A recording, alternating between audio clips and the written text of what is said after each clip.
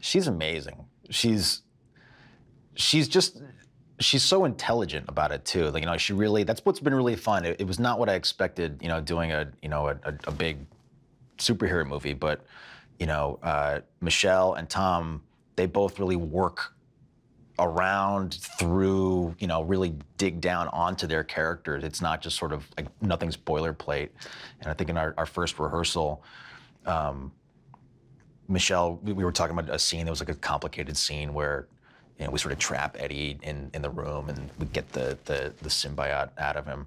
And to me, it was sort of like, wow, this is all like, okay, yeah, I get it. This makes a lot of sense. And she really wanted to really, drill down on it. And I was really impressed that, every single moment was an opportunity to get something, thematic and emotional that speaks to the characters at large over the whole piece. And it's been really fun the last, couple months to do that, with her. And she just really is a great custodian of the character. She's never just sort of passing off a moment just to sort of get through it. Everything, like I said, is an opportunity to really elevate the character and give you more about, what the character's backstory is.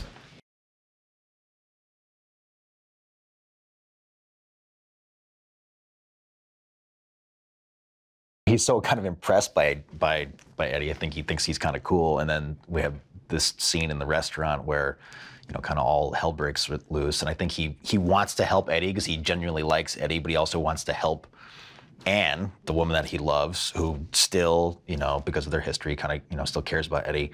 But when he finally sees the alien, I think it's just his whole world is just shattered.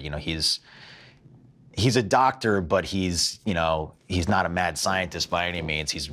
I think he's a very practical, down-to-earth guy, and this just, blows his hair straight back when he sees this alien. And it's kind of a sweet moment. I try to play it like he's like a kid seeing Santa Claus. It's just like, but if Santa Claus was really hideous and could rip your throat out at any second.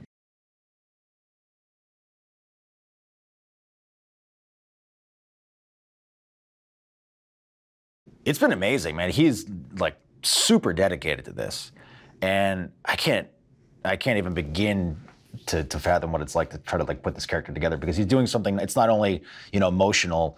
His character's having this seeming nervous breakdown.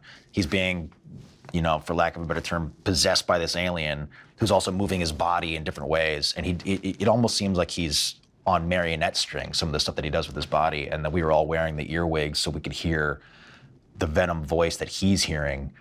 And it's just, it's been amazing.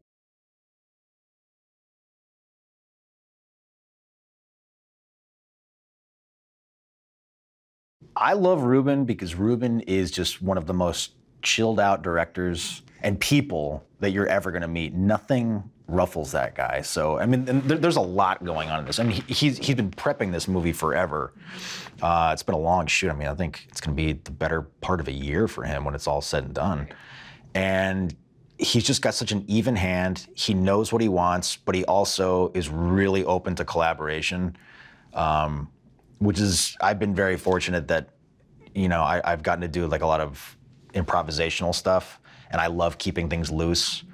To me, I always love sort of you build the structure of the scene, and then you break it back down again, and then you sort of play with the moving pieces and see what you can put back together.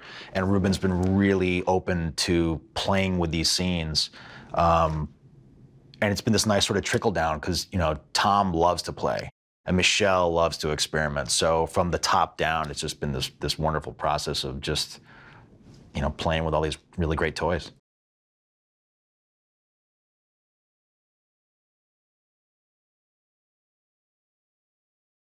What Venom does that maybe some of the other ones don't get quite right is there's this delicious darkness to it. And that's why the fans love Venom in the first place. And none of that is lost. This movie delivers just all that bone cracking, gaping maw awesomeness that is Venom. So I think people are gonna be pretty stoked.